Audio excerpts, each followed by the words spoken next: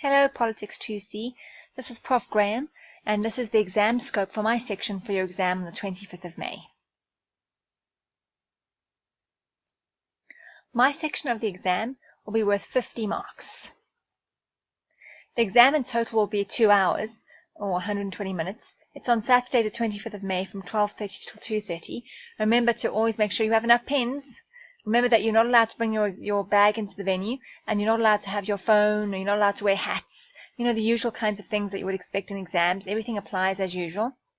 Now for my section, the exam will be based on weeks 3, 5, 6, and 7. So that's chapters 6, 7, 9, and 11 of the prescribed textbook, and any additional readings in the class slides as well.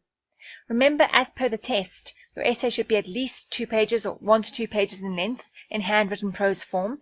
And remember, this is how I mark it. So I'm going to mark it exactly how I marked your test. Your answers will be marked on accuracy and the quality of your answers generally. So how you comprehended the question, how you applied key concepts, what readings you used, the independent critical thinking you might have employed throughout the answer, and also coherence and clarity of expression. In other words, grammar, spelling, punctuation. Does the essay flow smoothly, for example? As per the test, you're expected to show familiarity with the key arguments discussed in class and the key theories and concepts discussed in the readings and during the lectures. Now, in this section, my section, section A of the exam, there will be 3 essay questions, and one of these may be compulsory, so please don't spot for your own sake. Obviously, all of those sections covered in the previous slide, that is, weeks 3, 5, 6, and 7, chapters 6, 7, 9, and 11, are all important. But if you want to have something that narrows down your focus a bit more, then make sure that you also know these sections very well. The differences between restorative and transitional justice, the outcomes and the successes or failures of the TRC, the types of post-apartheid South African political culture. It's important to recap intrinsic and procedural and instrumental and substantive understandings of democracy, understand freedom and equality in South Africa, remember that discussion around civil liberties and the socioeconomic indicators discussed in the module, and also vertical accountability, in other words, free and fair elections, and that whole section we did on vertical accountability. Now, because restorative and transitional justice are important aspects, potentially in the exam, I do want to recap this. We did do this in class, but remember, most of it became a self-study section because we were running out of time. And so I wanted to just recap a couple of the most important points from these slides. Now, we started, remember, in class with this discussion around what is transitional justice, and I gave you these 2 key definitions, but of course there are very many that exist. There are lots and lots of definitions of justice and transitional justice, so you can use any of these or some of your own, or if you find out more research, but these are good ones. And the key thing here is to remember that in a post-conflict society, the importance of dialogue and forgiveness through healing cannot be underestimated. It's absolutely imperative for that society to be able to move forward. South Africa's TRC, for example, our Truth and Reconciliation Commission, the whole idea was embracing African values such as Ubuntu and Christian values of forgiveness and creating a reciprocal relationship between the perpetrator and the victim. All of this served as an example of a post-conflict society that attempted to facilitate restoration of human dignity and justice through this whole approach or overarching approach of collective healing. But you see, the important thing here is that it's not as straightforward as punishing the wrongdoers. It's not just about punishing the wrongdoers. It's about much more than that because of the complexity of the emotions and the situation and context at the time. So now we come to this concept or phrase, political accommodation, which addresses such questions as acknowledging victimhood. You know, for example, you memorialize a situation so that you can remember the victims that were basically victimized by that event. And here are some examples quickly. I'll go to the next slide. Oh, I didn't bring the next slide, put the next slide on here, but if you go to my slide, you'll see examples of this in the actual class slides. So if you remember, there was examples of the Holocaust memorials. There was an example of Freedom Park in South Africa. There was an example of all those skulls on the shelves. That was the Rwanda genocide. And then there was that memorial in Berlin, remember, with reference to the Jewish victims of the Holocaust. So those are all examples of memorialization. But you can also get reparation programs. There's this issue around whether or not to punish perpetrators and how to punish them if you choose to. Political role players must make decisions that basically suit their political post-conflict context, because while balancing the past and what happened in the past, there's also this need to move on with some kind of future. Otherwise, you'd be stuck. And so this is this idea of political accommodation. How are you going to accommodate these interests and these issues? There's also issues around gender justice because of complexities of sex, race, and class, which you will know all about now since you've done Mrs. Abekwa's course. And also the security sector. You're moving from terrorizer of the people to protector of the people. So what does that mean in terms of this huge universal shift in thinking? All of these are examples of how it's not as straightforward as you would think. Also, sacrificing justice for truth just to consolidate democracy, to close the chapter of the past and avoid confrontation, has made people angry because they've said that not enough has been done to compensate for what happened in the past. But at the same time, the other side of the coin is, how do you consolidate democracy and move forward if you keep going on about the past in a certain way? So there is this understanding that you have to close a chapter on a book and move forward. But how do you close a chapter on a book on something if people's needs have not been met yet? And this is why this debate is so ferocious, and people are upset about this debate, and it's going on still even to this day, because they're concerned that you're sacrificing justice for truth. So just because you tell the truth doesn't mean that justice necessarily follows, and that's the problem. And remember that we spoke about tools of transitional justice, that there are many. The ICC, you can also get criminal prosecution by ad hoc courts, formal sanctions from countries, reparations can be made, there can be investigations into the truth that took place by truth commissions. There's also institutional reform that can take place, where there is actually institutionalization of formal human rights, like a commission or an ombudsman, public protector, like in South Africa. Or you can go the route of immunities, through amnesties, pardons, and other aspects of limitations on accountability and punishment. Now, if we move on to restorative versus retributive justice, which is NB for the exam, there is an inherent tension between retribution, which is punishment, and restorative reconciliation, which is really more geared towards nation building. On the one hand, punishment and retribution lead to reconciliation, so tribunals see that justice is done. Tribunals, this is important because then they would have a legal status that you could then go to prison for. You establish the truth of what crimes have been committed by whom, and you individualize guilt. Now, the potential problems with this, because you don't always know who the guilty parties are. So this might be one way to get some people to go to prison or for some retributions to be made, but does this mean that there'll be an overarching truth that's actually established? And also, how do you deal with the emotions of people involved and the healing process of people involved? Advocates of this kind of system, this retributive style, say that it's good because it acts as a deterrent against future human rights abuses and sustained violence and atrocities, and that criminal actions against human rights violators are really a duty under international law. You've got to take action against human rights violators. They say that it breaks the cycle of impunity that leads to perceptions of injustice, which is an important thing. And they say that through tribunals and courts, vigilante actions against perpetrators are avoided because it's actually taken care of through the legal system, and perpetrators are made to account for their actions, so you don't need vigilante justice.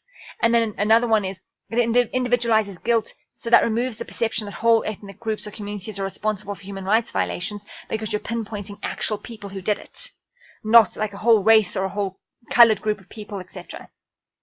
But on the other hand, restorative approaches to justice are associated with non-tribunal methods, such as truth commissions and ritualistic ceremonies, which are underlined basically by the principle of national healing, and that is the overarching principle. So it's not about punishment, it's about healing. And the use of these non-tribunal truth commissions and what are considered really traditional approaches to transitional justice are advocated. Transitional justice focuses on healing of civil society. We are able to trace societal patterns of atrocity and help with reconciliation through a process of actual ritualized forgiveness and dialogue.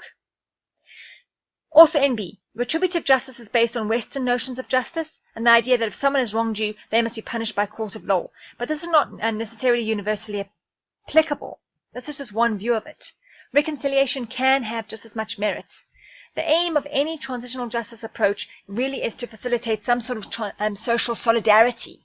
So in terms of retributive justice or tribunals, a crime against humanity violates law, and as such, those who have broken the law must be punished.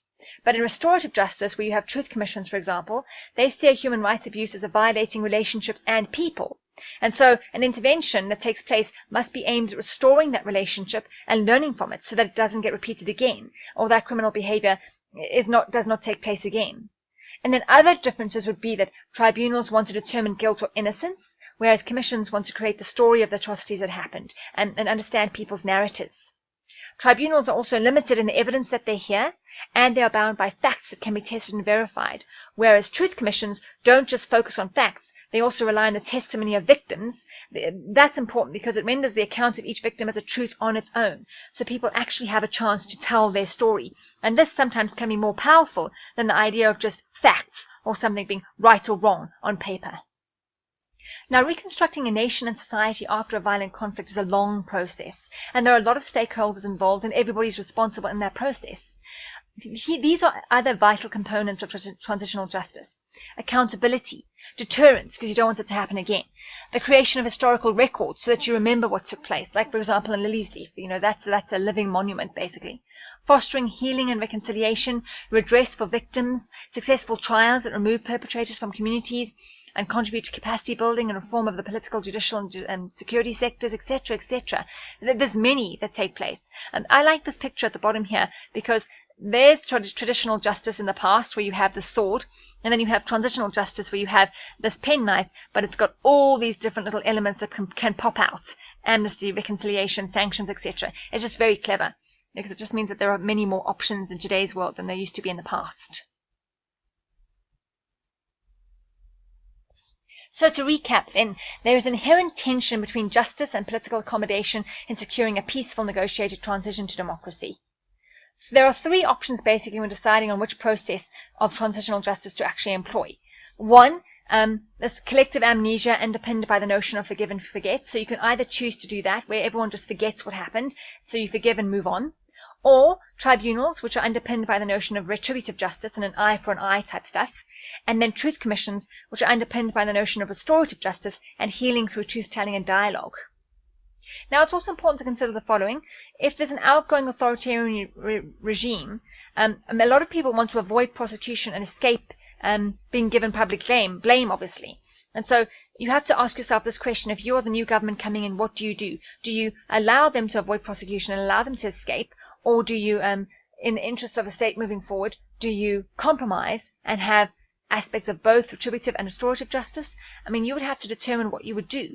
These are things you would have to consider. Another point is victims. Victims seek the truth and justice, but a lot of victims also don't want to tell their story, so they might not want to have truth-telling. Others do want to tell their story because it's a cathartic process for them, because they can reflect and they can remember and they can have it out there in the world, and people can know their story and understand their suffering, and so they value that. So again, very complex, lots of grey areas here. And then, what is the longer-term goal? You should also consider that. If you want democratic consolidation, then reconciliation is central, because you cannot have a consolidated democracy if you have half the portion of the population who are still living in hatred. You have to facilitate that reconciliation and this idea of nation building. That's important if you can move forward for a successful democracy.